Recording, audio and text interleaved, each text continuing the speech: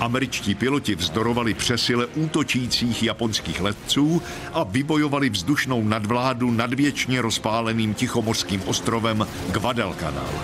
Letecké umění těchto pilotů během půl roku vyčerpávajících bitev zásadně ovlivnilo další vývoj války v Tichomoří.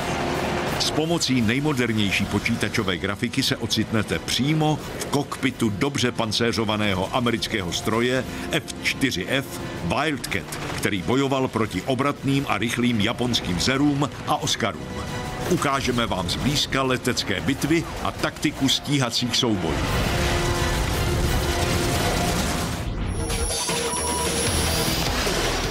Česká televize uvádí americký dokumentární cyklus Letečtí stíhači v boji. Část 4. Guadalcanal. 30. srpen 1942. Formace strojů F-4F Wildcat americké námořní pěchoty a armádních P-400 Air Cobra hlídkovala nad Guadalcanalem. Jejich úkolem bylo zastavit japonské bombardéry a stíhače ohrožující americké předmostí v Tichomoří. Formaci vedl kapitán námořní pěchoty John L. Smith. Piloti P-400 nejsou vybaveni kyslíkovou maskou a tak vyrovnávají let ve výšce 3700 metrů. Smith vystoupal se svými Wildcaty nad pomalejší a zranitelnější P-400. Smith vyhlíží nepřátelská letadla, ale nic nevidí. Potom zapraská jeho vysílačka. Kapitánu Smithovi volá jeden ze strojů P-400, ke kterým se blíží japonské stíhačky Zero. Sestava více než 20 zer ohrožuje Air Cobry ze zadu.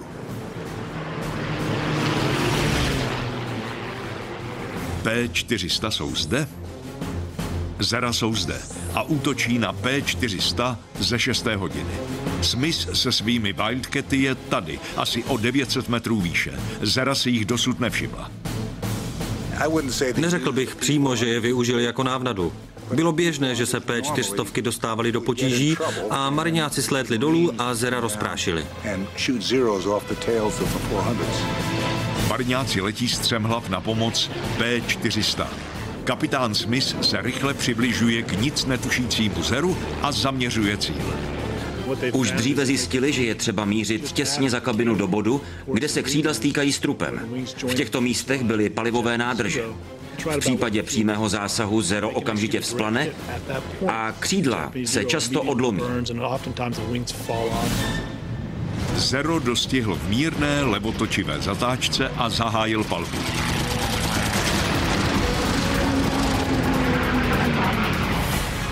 Byl to už 6. Smithův válečný sestřel. Na oslavy ale není čas. Obloha se Zery stále jen hemží a Smith se svými muži právě zahájil 6měsíční období legendárních leteckých soubojů, které doprovázely boje o nejdůležitější místo v Tichomoří v roce 1942, o zelenou tečku na mapě jménem Guadalcanal. Spojenečtí průzkumníci odhalili, že Japonci budují na tomto 150 kilometrů dlouhém, džunglí porostlém kusu země na jižním okraji Šalamounových ostrovů letiště. Pokud by Japonci ovládli Guadalcanal, ohrozilo by to životně důležitou zásobovací trasu mezi Spojenými státy a Jižním Tichomořím. Austrálii a Novému Zélandu by hrozila japonská invaze. Spojenci museli jednat. Ovládnutí tohoto letiště mělo obrovský vliv na japonské i americké vyhlídky ve válce. 7. srpna 1942 zahájili Spojené státy první obojživelnou operaci druhé světové války. Na pobřeží Guadalcanalu se vylodilo přes 11 000 příslušníků americké námořní pěchoty. Rychle zajistili stabilní předmostí. Na druhý den obsadili i japonské letiště a přejmenovali ho na Hendersonovo letiště. Japonci však přesunuli na Guadalcanal tisíce čerstvých vojáků a neúnavně na Američany útočili ve snaze vytlačit je z ostrova. Mariňáci odrážejí útoky a úporně se snaží Hendersonovo letiště zprovoznit. S použitím japonských traktorů a stavebního náčiní opravili a rozšířili krátkou přistávací dráhu. Zasypané krátery po leteckých pumách zpevnili perforovanými ocelovými deskami. Během 2 týdnů letiště dokončili a přemístili na něj 19 stíhacích strojů F-4F Wildcat a 12 hloubkových bombardérů SBD Dauntless. Američané dokázali ostrov uhájit jen díky tomu, že se jim podařilo umístit na Hendersonově letišti letadla, která chránila zásobovací lodě přivážející na Guadalcanal posily a zásoby. Protože spojenecké kódové označení pro Guadalcanal znělo Kaktus, stalo se Hendersonovo letiště domovem malého kaktusového letectva, Cactus Air Force, čítajícího zpočátku jen 43 pilotů a příslušníků pozemního personálu. Muži na Hendersonově letišti však brzy zjistili, že jim peklo ze života nebude dělat jen nepřítel. Ten ostrov byl prokletý, krví nasáklý kus země, zamořený mouchami a špínou, po kterém bylo kvůli nevybuchlé munici nebezpečné se i jen procházet. Piloti a pozemní personál žili ve stanech s rozbahněnou podlahou, latrínou byl jen příkop s prknem napříč a umývárnou řeka Lunga plná krokodýlů a pijavic. Letci kaktusového letectva stáli proti přesile a trpěli nedostatkem zásob. A jejich stíhací stroj F-4F Wildcat se obratností nemohl rovnat japonskému Zeru. Ale velikou výhodou kaktusového letectva byl jeho velitel, 27letý rodilý vůdce John Smith. Byl to odvážný stíhač a skvělý taktik. Vždycky zdůrazňoval, musíte využít svou silnou stránku proti slabině nepřítele. A to platí dnes stejně jako v den, kdy se odehrál první letecký souboj. Dnes, 30.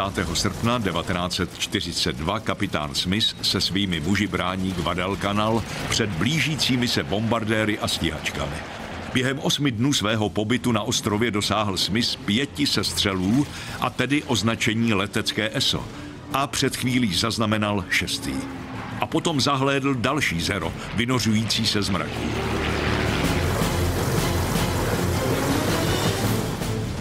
Zero je zde.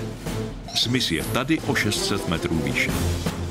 Rozhodne se využít rychlosti střemhlavého letu a pokusit se dostat za japonské letadlo. Smith se nejprve převrátil na záda a potom se stočil dolů.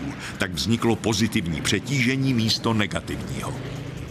Když se obrátíte na záda a přitáhnete knipl, pozitivní přetížení vás zatlačí do sedačky a vydržíte více G. Můžete klesat strměji a rychleji. Manévr splnil svůj účel. Smith se přetáčí zpátky a vyrovnává let za Zerem.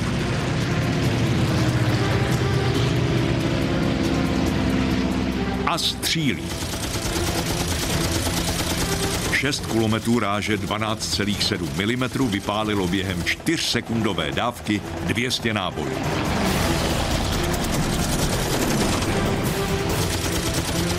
Fosforová zápalná munice roztrhla palivové nádrže Zera. Ale ve chvíli, kdy se Smith odpoutal od své druhé oběti, dravec se stává kořistí. Japonské Zero jde do čelního střetu a blíží se ke Smithovi. Vysoko nad zeleným příkrovem džungle se k sobě letadla přibližují rychlostí téměř 1000 km/h. Je to hra na zbabělce ve vysoké rychlosti. Nikdo nechce uhnout první, protože ten, kdo uhne, se automaticky octne v defenzívě.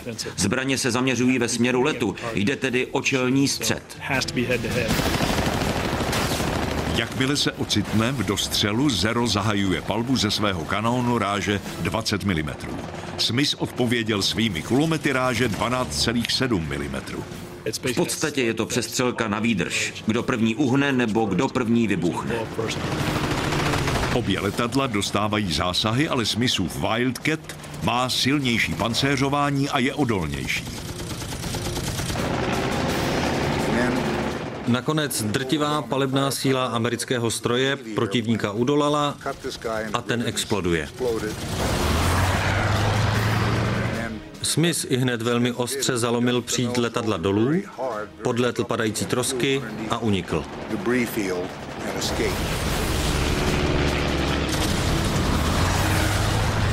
Pilot Zera udělal osudnou chybu.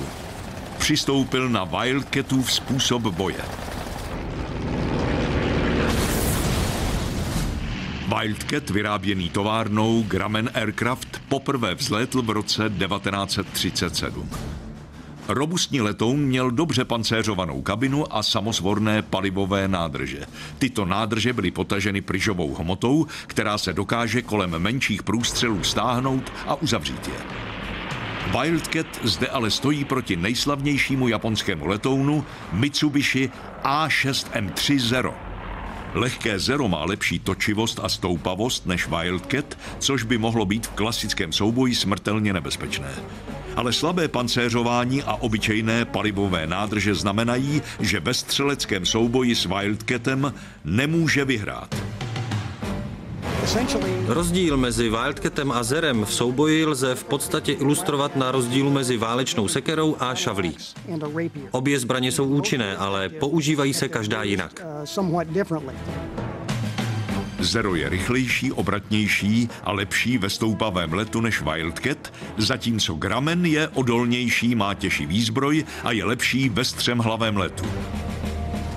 Piloti Wildcatů se v zásadě klasickým soubojům se Zery, ve kterých by neměli šanci, vyhýbali. Wildcaty, vyzbrojené 6 kulometry ráže 12,7 mm a se silně pancéřovaným trupem a krytem motoru, dávali přednost frontálnímu útoku. Zkrátka Zero rozstříleli na kusy. Bitva z 30. srpna přinesla jasné vítězství Smithovi a jeho pilotům. Sestřelili 14 z 22 útočících Zer a japonské bombardéry, které měla Zera krýt, se museli stáhnout dříve, než doletěli nad Guadalcanal. V domnění, že bitva už skončila, nabral Smith kurz na Hendersonovo letiště, ale vepředu číhala další 2 Zera. 30. srpen 1942. 3 týdny po začátku bitvy o Guadalcanal japonské letouny stále útočí. Pilot námořní pěchoty John Smith sestřelil už 3 nepřátelská Zera.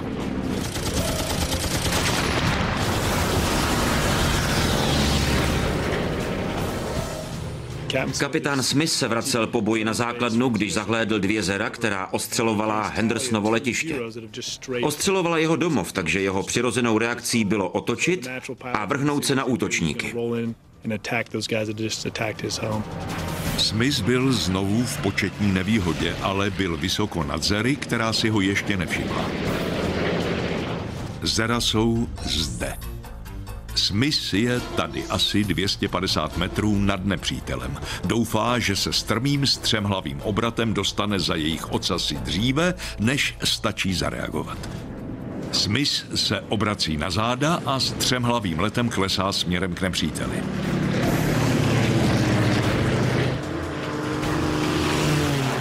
Vyrovnává na 6. hodině 2. Zera těsně pod ním v ideální střelecké pozici. Zero zahajuje úhybný manévr, točí ostře doleva, ale Smith tento manévr očekával, drží se za ním a zasypává ho palbou ze svých kulometů.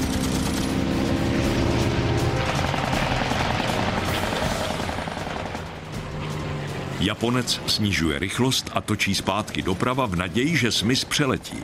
Ten ale zaškrtí plyn a zůstává v závěsu.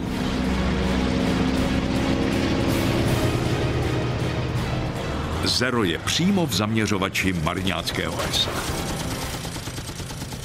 Závěrečná dávka spečetila osud jeho dnes už 4. sestřeleného Zera.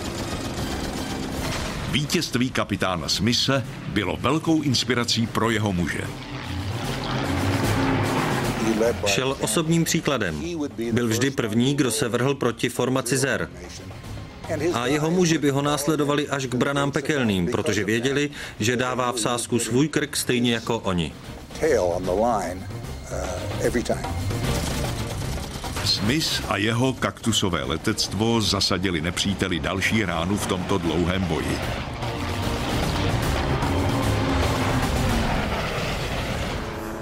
Američtí piloti mohli létat jen ve dne. K nočnímu boji nebyli vybaveni radary ani navigačními přístroji. Naopak japonské námořnictvo, používající silné optické přístroje a zaměřovače, dovedlo umění nočního boje k dokonalosti už ve 30. letech. Během bitvy o Guadalcanal se nadvláda nad mořem střídala každých 12 hodin. Američané měli převahu zadenního světla, ale po každém západu slunce opanovalo vody kolem ostrova japonské námořnictvo. Posetmění operovali v takzvané škvíře v průlivu mezi Guadalcanalem a japonskou základnou v Rabaulu především japonské lodě. Japonské zásobovací lodě připlouvaly s takovou pravidelností, že jim mariňáci přezdívali Tokijský expres. Do počátku září, měsíc od zahájení operace, Japonci na ostrově vylodili více než 20 000 mužů, kteří bojovali proti 23 000 příslušníků americké námořní pěchoty a pozemních sil. Spojenecké síly postupovaly hornatým ostrovem jen pomalu. Japonci proti nim podnikali rozsáhlé protiútoky, podporované leteckým a námořním bombardováním. Přišli v srpnu, přišli v září, přišli v říjnu, přišli v listopadu. A pokaždé s ještě větší silou a s větším urputným odhodláním způsobit Američanům rozhodující ztráty. Pozemní útoky Japonců nemohly piloty z Hendersonova letiště zastavit, ale nepřetržitý boj, primitivní podmínky a šířící se choroby si vybrali svou daň. Museli nepřetržitě opravovat letiště, aby bylo vůbec provozu schopné. Odráželi nikdy nekončící útoky. Trpěli malárií, cizopasníky. Tropické podmínky ničily techniku, která vyžadovala neustálou údržbu. Staří mazáci jako John L. Smith se nakonec dočkali vystřídání. Než opustil Guadalcanal, dosáhl Smith 19 sestřelů a byl vyznamenán medailí cti. Mnozí z nových pilotů kaktusového letectva byli naprostými zelenáči, jako poručík námořní pěchoty Jefferson de Blanc. 21letý mladík z Lockportu v Louisieně se ocitl v boji jen nedlouho poté, co poprvé usedl do F4. Na stíhačce, ve které jsem měl bojovat proti Japoncům, jsem měl nalétáno méně než 10 hodin. 31. ledna 1943, 6 měsíců po vypuknutí bitvy o Guadalcanal, se Jeffovi de Blancovi dostalo rychlokurzu leteckého boje. Stal se účastníkem jednoho z nejslavnějších soubojů celé operace. De Blanc vedl letku 8 Wildcatů, které doprovázely 12 střemhlavých bombardérů SBD Dauntless. Douglas SBD Dauntless byl námořním střemhlavým bombardérem amerického válečného námořnictva. Úkol zněl zaútočit na japonské zásobovací lodě plující ke Guadalcanalu. Konvoj chtěli napadnout asi 400 kilometrů od Hendersonova letiště.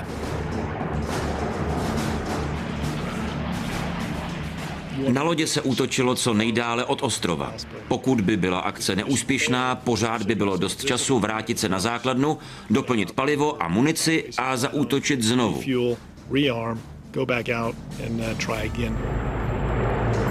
Podmínky v džungli a provizorní opravy si na Wildcatech vybrali svou daň. 2 letouny hlásili problémy a žádali povolení k návratu. De Blanc protestuje. Zvedl se mikrofon a řekl, podívejte, potřebujeme tam každou hlaveň. Musíme ty kluky ochránit, jinak budou mít velké ztráty. Zdá se, že z de Blancova letounu uniká palivo. Je ale rozhodnut pokračovat a ochránit bombardéry. Ví, že je to výlet bez zpáteční jízdenky. Řekl jsem, zpátky to nezvládnu, pošlete tam někoho, kdo by hledal malý gumový člun, protože v něm budu sedět. A budou tam i žraloci, tak si pospěšte. Víc nebylo co dodat. Když dorazili do cílové oblasti, americké Dauntlessy klesaly a hledali svůj cíl.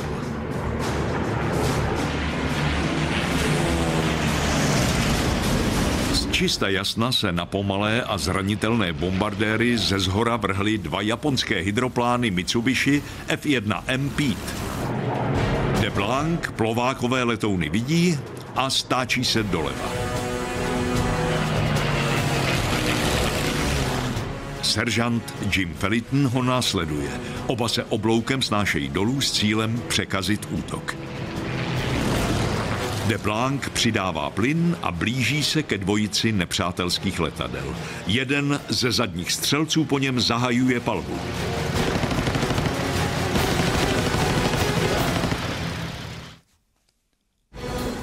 31. leden 1943.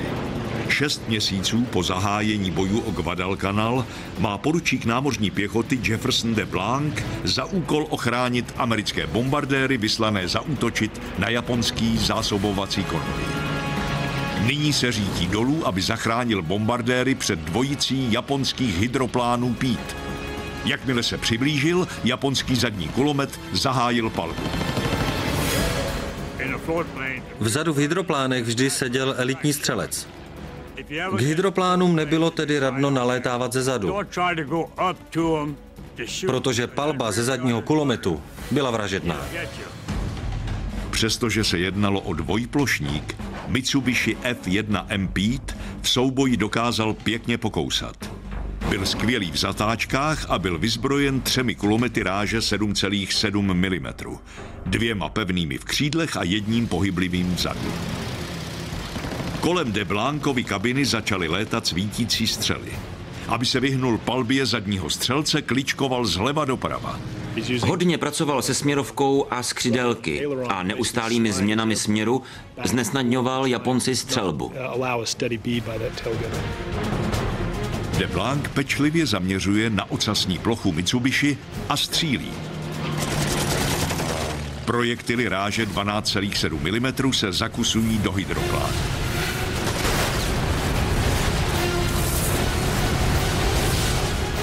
DeBlanc přidává plyn a rychle se přibližuje ke druhému nepřátelskému letounu.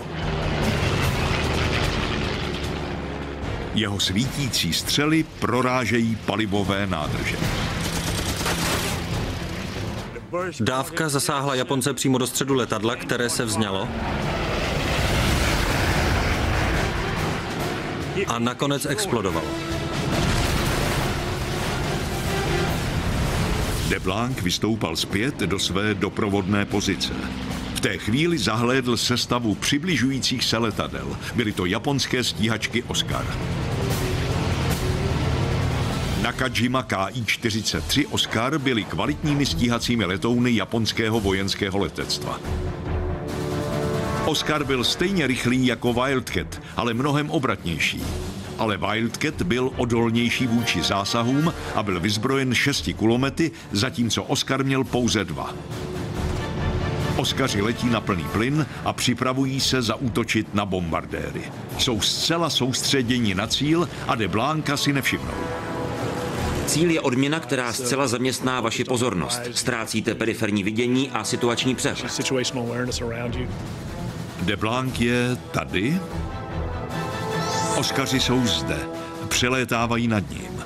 DeBlanc se stáčí směrem k Oscarům, vytáčí motor do maximálních otáček, přibližuje se ze spoda a pálí na vedoucí letoun. Jeden Oscar odpadá. Je poškozený a hoří, ale uniká. Oscarova dvojka se odpoutává od sestavy, aby zjistila, co se to děje. DeBlanc ji následuje a pověsí se za ní.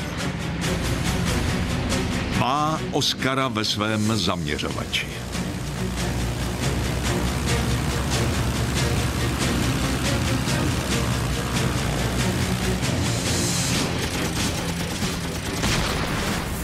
Jeff DeBlanc zaznamenal 3. sestřel během jediného dne.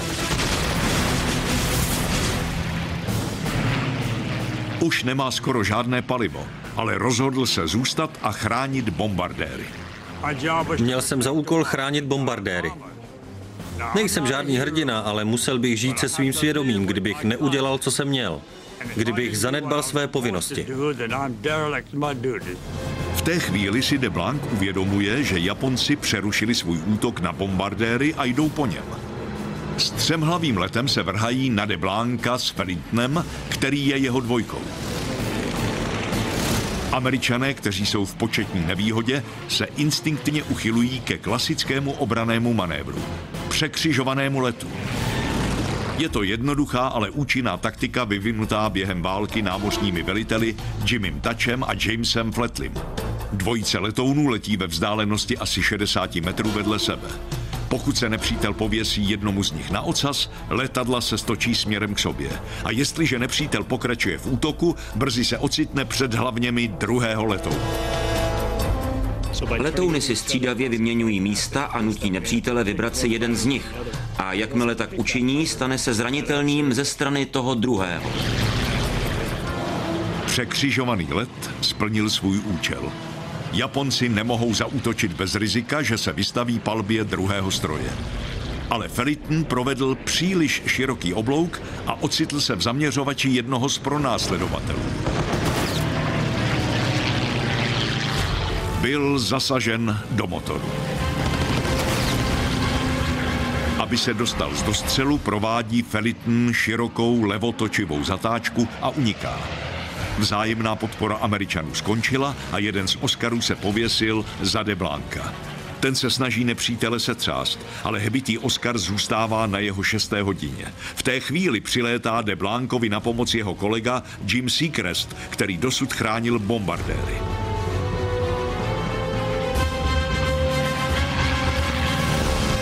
de Blanc je zde a Seacrest se řítí přímo proti němu. Chystá se přeletět nad jeho kabinou a napadnout Japonce.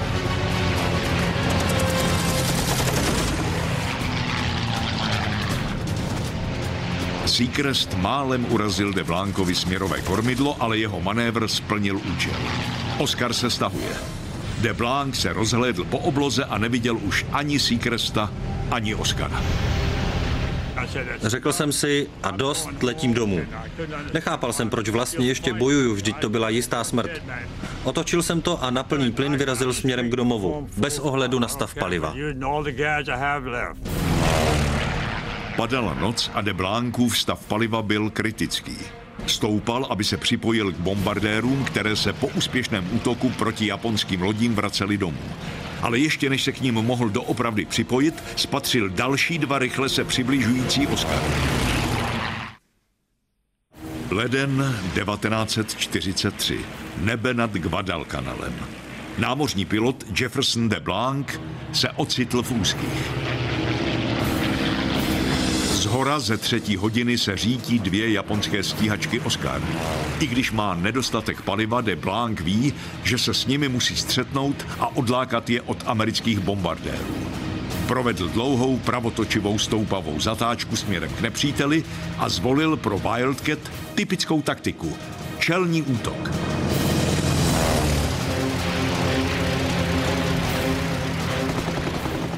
Stoupal jsem proti jejich pozvolnému střemhlavému letu. Když mě uviděli, střemhlavý let vystupňovali. Ještě přitahuju a stisknu spoušť. Zasáhl jsem ho, jak prudce klesali. Japonec explodoval. Dostal to přímo na střed a celé letadlo prostě vybuchlo.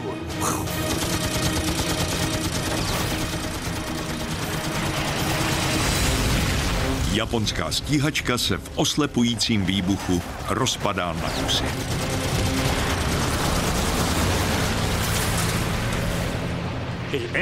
Odletěl mu motor a ještě rotující prosvištěl kolem mě.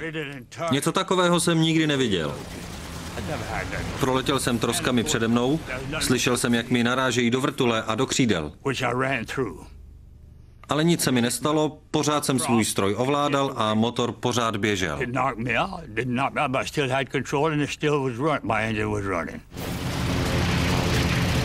Jakmile se de Blanc vzpamatoval, všiml si, že se za něj dotahuje druhý Oscar.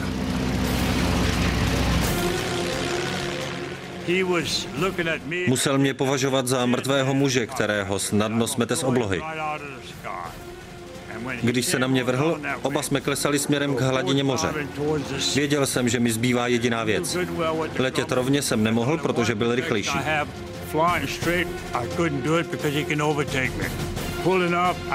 Přejít do stoupání jsem nemohl, protože by mě dostal z boku. Navíc bych ztratil rychlost a byl znovu zranitelný.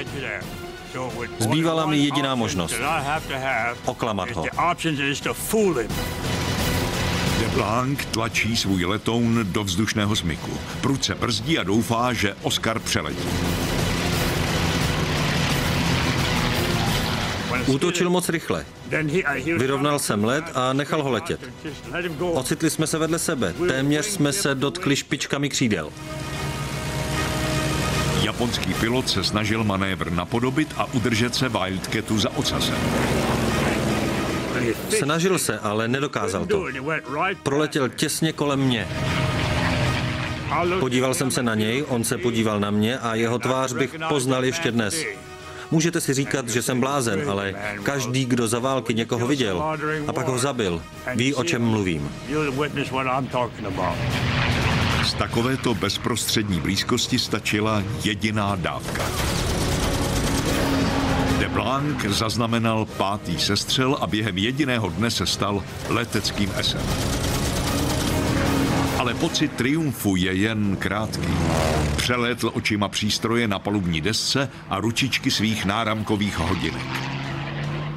Ve chvíli, kdy jsem se podíval na hodinky, tak mi je srazila z ruky japonská kulka. To mě docela vyděsilo. DeBlanc byl v zaměřovači dalšího Oscara. Střely zasypávají jeho vrtuly, motor i kabinu. Jen díky silnému pancéřování Wildcatu je pilot stále naživu. Pokračoval v palbě a zpočátku střílel moc vysoko a ničil mi vrtuly. Nakonec ale zasáhl motor, který začal hořet. V té chvíli jsem věděl, že je zle a vyskočil jsem. DeBlanc nezraněn dopadl na hladinu a doplaval na pobřeží ostrova. Bohužel to byla část Guadalcanalu obsazená nepřítelem. Naštěstí ho objevili domorodci, kteří ho za pytel rýže vyměnili s Američany. Většina lidí nezná přesnou cenu svého života.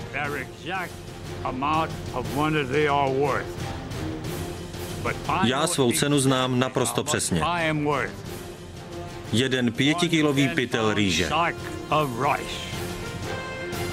Poručík DeBlanc je úžasnou postavou námořního letectva. Zažil neuvěřitelný příběh. Vyvázl se zdravou kůží, vrátil se a byl vyznamenán medailí cti. V únoru 1943 už bylo jasné, že ani výkvět japonského letectva na kaktusové letectvo nestačí. Tokio si uvědomilo, že cena zaplacená za pokus o znovudobytí Guadalcanalu je už příliš vysoká. Bitva o Guadalcanal trvala oficiálně 6 měsíců. Od srpna 1942 do února 1943, kdy se Tokio rozhodlo stáhnout své zbývající síly z ostrova. Přes 11 000 japonských vojáků bylo chvatně evakuováno. 20 000 jich na ostrově padlo v boji nebo podlehlo chorobám a hladu. Zahynulo nebo bylo raněno téměř 6 000 Američanů. Bylo to velké vítězství. Guadalcanal se stal odrazovým můstkem pro spojenecký nápor v celém Tichomoří. Přišel však 7. duben 1943. Japonci se pokusili o poslední zoufalý útok na americké konvoje zásobující Guadalcanal. Ze základen na severu Šalamounových ostrovů a z palub 4 letadlových lodí zahájili masivní letecký útok. Úderný svaz čítal přes 200 letadel.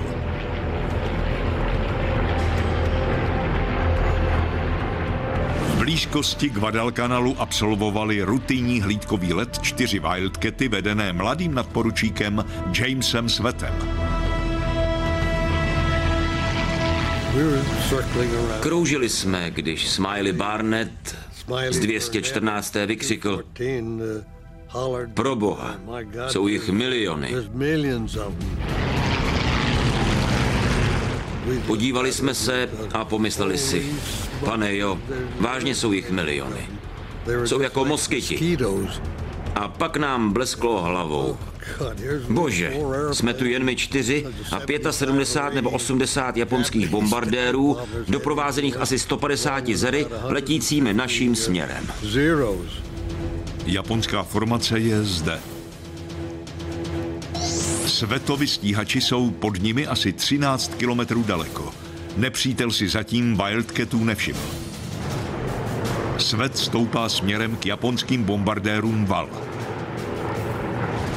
Japonský střemhlavý bombardér Aichi D3A2 Wal, zkonstruovaný po vzoru německé Štuky, byl nebezpečnou zbraní japonské flotily letadlových lodí. Nesl 2 pevné kulomety ráže 7,7 mm na křídlech a jeden pohyblivý kulomet shodné ráže v zadní části letounu. Tyto bombardéry útočily strmým střemhlavým letem z výšky téměř 5000 metrů, během kterého nabrali rychlost skoro 500 km v hodině, odhodili pumy a vraceli se domů. Svet už se nemůže dočkat prvního sestřelu. Odděluje se od ostatních F4 a hledá cíl. Bombardéry zahájili svůj střemhlavý útok na americké lodě pod zemí. Svet se řítí za nimi. Během okamžiku se ocitá v palbě zadního střelce.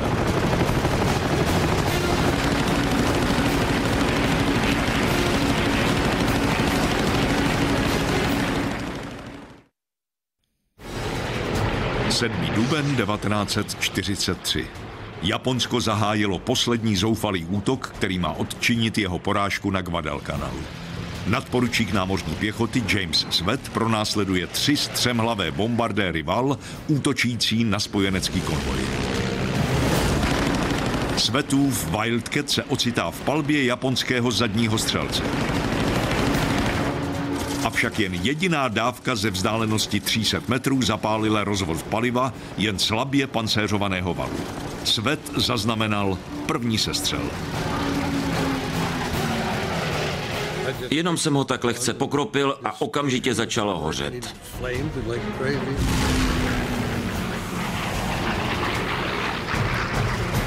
Svet se přibližuje ke druhému Walu. První dávka proděraví Japoncovo pravé křídlo. Druhá se zakusuje do trupu. Svet během 2 minut dosáhl už druhého sestřelu. Ale téměř okamžitě se ocitá v palbě zadního střelce 3. letounu. Kolem Wildcatu hvízdají střely ráže 7,7 mm. I 3. bombardér se stal obětí Svetovy zápalné munice.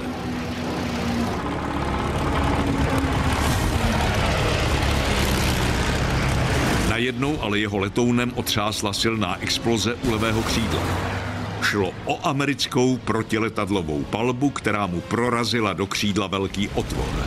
Svet prudce vybírá střemhlavý let.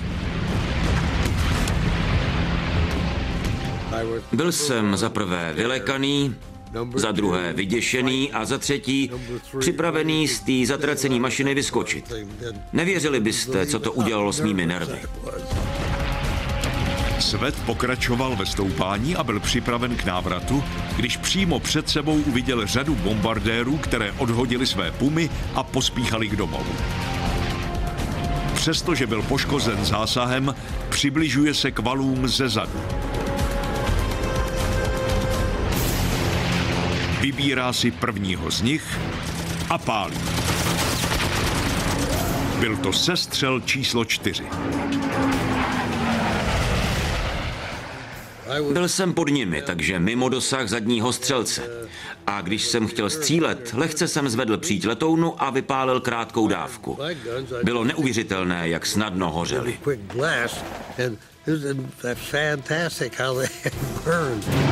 Nekompromisní disciplína vlastní japonským námořním pilotům vyžadovala, aby drželi formaci a nepouštěli se do úhybných manévrů. Jak jsem je tak honil, držel jsem se v závěsu a střílel. Jeden za druhým padali ve spirále dolů k zemi. Stačilo jen několik ran z každého kulometu a okamžitě začaly hořet a vybuchly. Do zaměřovače Wildcatu se dostává 5. oběť. Těsně předtím, než se jeho letadlo zřítí do moře, zadní střelec vyskakuje a zachraňuje si život. Čerstvý námořní pilot se během svého prvního bojového letu stal v průběhu necelých 15 minut leteckým esem. Bylo to absurdní, ale zbylé bombardéry stále drželi formaci. Svet nemohl uvěřit svému štěstí a krátkou dávkou poslal k zemi 6. val.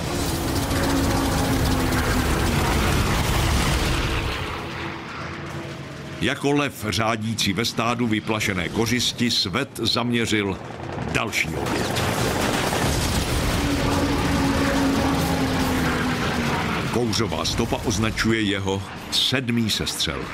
Náš pilot už ztratil respekt. Začíná si připadat neporazitelný. Přímo jsem překypoval přehnaným sebevědomím. Když se přiblížil k 8. oběti, zapomněl na opatrnost. Mířil jsem přímo na zadního střelce a vletěl jsem mu rovnou do rány. Rozstřílel mi kryt kabiny a všechno kolem.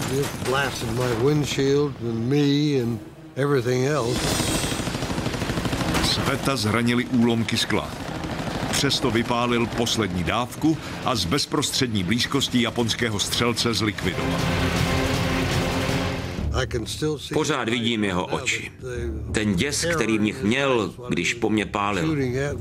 A když jsem vystřelil já, tak se zhroutil v sedačce. Hrůza. Svet pochopil, že bez munice a v poškozeném letounu bude příští obětí nejspíš on.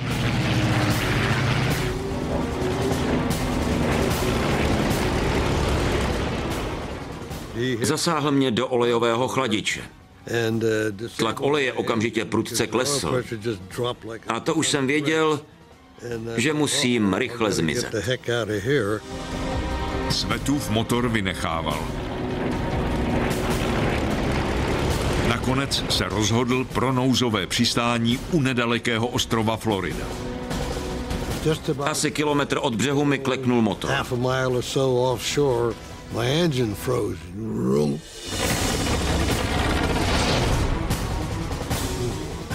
Vrtule se vytrčila jako vstyčený prostředníček. Musel jsem vysunout klapky, ale fungovaly jen na jedné straně. Druhá strana nereagovala. Asi kvůli té díře v křídle. Svet přistál nouzově na hladině, ale při nárazu si o palubní desku zlomil nos. A co hůř, z potápějícího se letounu se nešlo dostat. Přistál jsem na hladině a potopil se s letadlem do hloubky asi 8 nebo 9 metrů. Někde nad ramenem se mi totiž zachytil popruh. Měl jsem co dělat, abych se z toho zatraceného letadla dostal.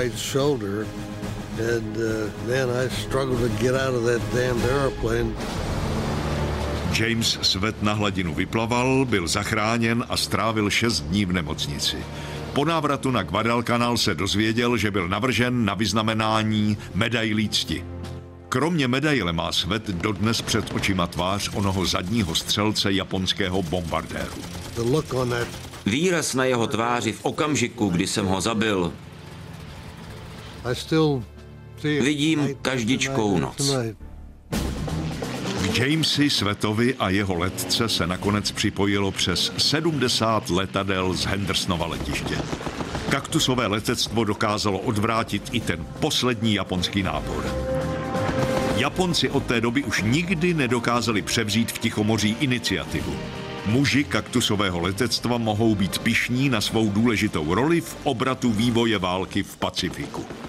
Muži, kteří bojovali a zvítězili v mimořádných podmínkách na Guadalcanálu, dokázali nejen sobě, ale celé jedné americké generaci, že je v jejich silách zvítězit ve druhé světové válce. Během letecké bitvy nad Guadalcanalem absolvovali piloti kaktusového letectva více než 2000 bojových vzletů, zničili více než 425 japonských letadel a dosáhli poměru sestřelů 4:1 ve svůj prospěch. Odkaz pilotů kaktusového letectva stále studujeme. To, co se naučili v soubojích letounu proti letounu, platí dodnes. Bitva o Guadalcanal byla jedním z určujících momentů v dějinách americké námořní pěchoty. Skupina letců vedená muži, jako byli John L. Smith, Jeff DeBlanc a James Svet, překonala všechny těžkosti a navzdory nepříznivým okolnostem poslala výkvět japonského císařského námořního i vojenského letectva na mořské dno.